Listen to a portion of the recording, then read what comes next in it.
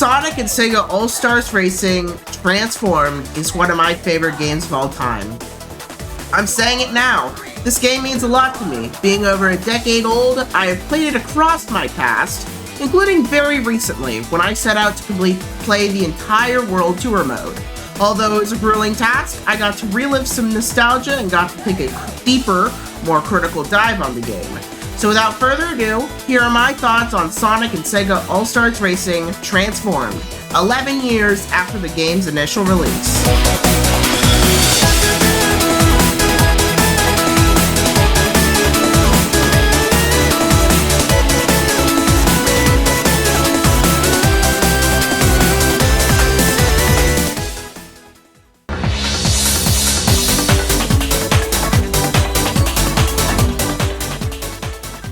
First, I should probably give some backstory. Sonic and Sega All-Stars Racing Transformed is the sequel to Sega's Sonic and Sega All-Star Racing. Made by Sega, alongside Sumo, Transformed is an experimental take on the classic kart racer genre. What is the twist? Well, not only do stages change and form throughout the race, but cars can also transform into boats or planes during the race. This mechanic, although taking a while to get used to, is really unique and a fun way to have more diversity within the levels. The game on Steam, which is the version I played in this video, had 24 characters in the roster, including 6 third-party characters such as Wreck-It Ralph, whose movie had just released, the mercenaries from Team Fortress 2, alongside some stranger picks, like the race car driver Danica Patrick, or the football manager from Football Manager. Also, within those 24 characters, 3 are DLC.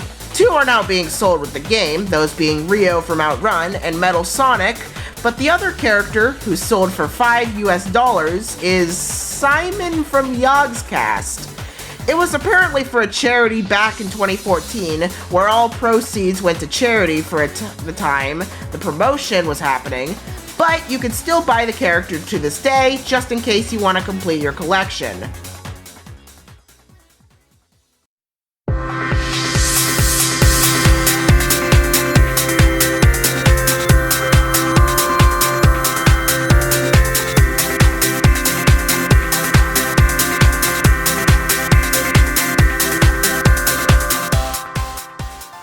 There are also 21 tracks in the game, including 4 returning stages from the first All-Star Racing, and 1 DLC track. Alongside these 21, there are also mirrored versions of each, totaling 42 total stages. The one playing on your screen right now, in my opinion, one of the most beautiful stages, Galactic Parade.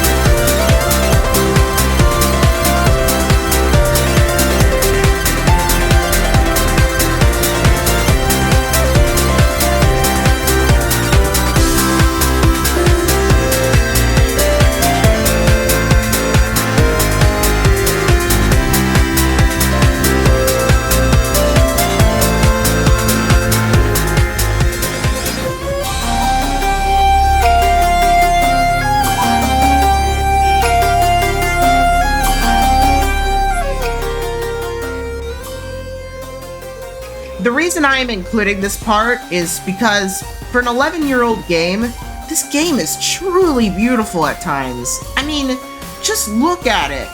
This looks like it belongs within the past 5 or even 3 years of visuals in games. For the time, this footage looks visually stunning.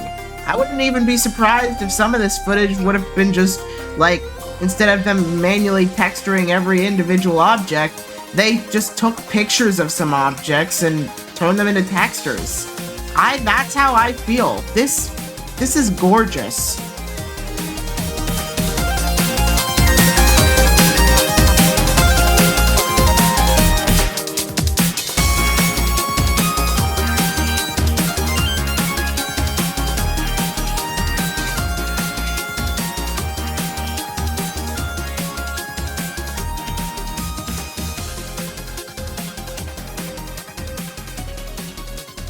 I I would also like to say how this soundtrack slaps.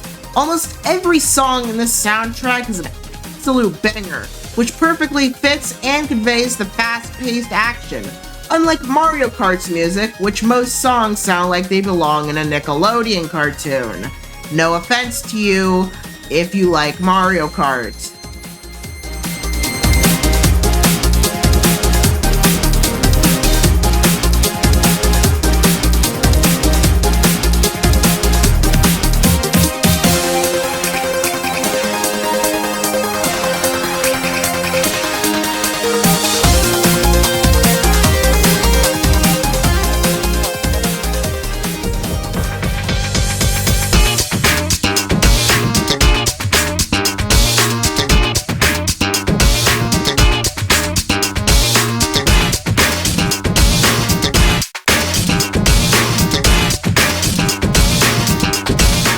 Now, in this video, I am not saying this game is perfect in any way. There are definitely issues with this game.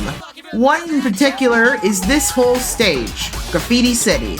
The stage has lots of points where you can fall off the map, more than most variations of the legendary Mario Kart Rainbow Road, and also requires you to have perfect momentum at a specific part, which is quite difficult on harder classes, as the AI are smarter and have rigged item spawns, making this stage a lot harder to play on A or S class, with those being the two hardest difficulties to play any stage on.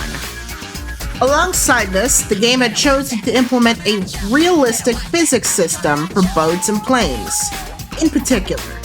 Unfortunately, as the game was discontinued in terms of updates as of 2014, many physics-based bugs were kept in the game.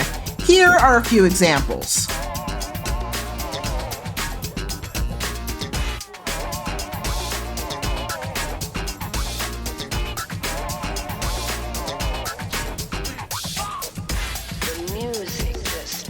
As you can tell from those two clips, when I ran into single objects, all those objects stopped my momentum completely and launched me back a bit, causing me to get sent back a couple places or even to last.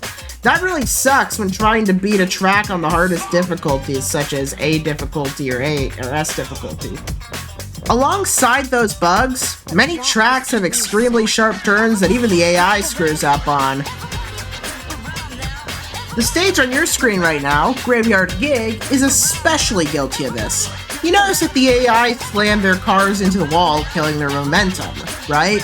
This is an issue for a lot of stages, including this one, Burning Depths, and especially this game's version of Rainbow Road, Race of Ages, which, funny enough, all of these stages take place in the same cup, meaning you better have good handling if you want to play the arcade cup.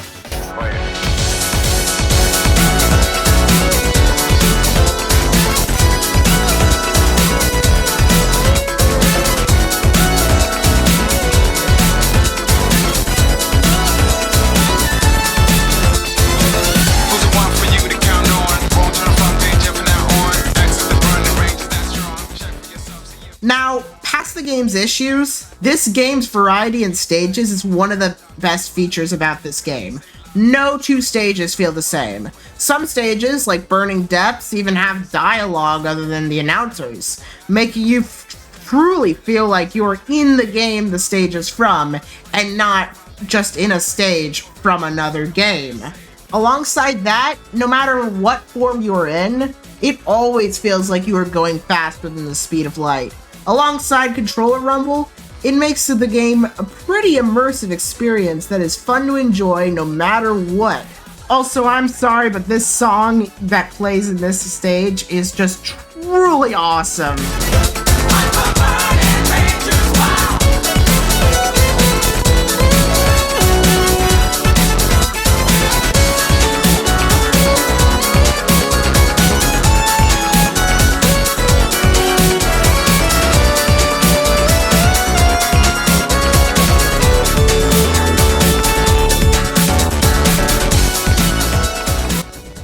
Now let's talk about the main story mode type thing of the game, the World Tour, which is basically a campaign. You complete challenges ranging from regular races to challenges where you must never stop boosting to 1v1ing groups of AI enemies. You do this to collect stars. Your goal is to earn 230 stars by beating every single challenge on the hardest difficulty, S-Class.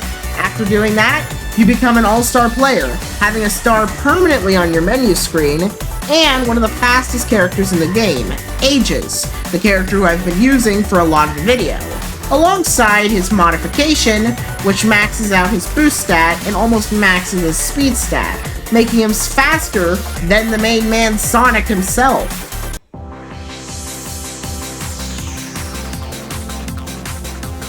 Now, in conclusion, Sonic and Sega All-Stars Racing Transformed is one of my favorite games of all time, and I feel like that this game never got much appreciation while it was out. This game means a lot for me, especially because this game was one me and my dad played a few times. Besides that, I played this game before I met any of my friends that you've seen in my videos. Choosing to buy this game for $20 on Steam was truly one of the best choices I could have made. I have enjoyed playing this game for the past 5 days more than I've enjoyed playing Fortnite in the past year. This was a truly wonderful experience. I hope that this game gets more love and maybe a proper sequel, unlike what happened with Team Sonic Racing, which in my opinion butchered the game. If you ever have $20 to spare, I'd suggest buying it. Anyways, if you want me to buy 100% and review the original Sonic and Sega All-Stars Racing, which I've also played in the past, please get this video to 15 likes. I know it's not a lot on this platform, but for me, that'd be a lot. I'll see you all next time. Adios!